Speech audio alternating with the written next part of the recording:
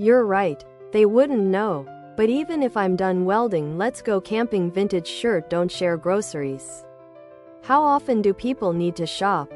If you really want to follow the rules, people can plan ahead and only do their shop every 3 or 4 days.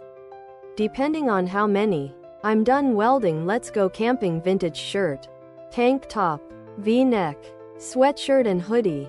The point isn't strict adherence to the rules. It's to encourage fewer people to be out.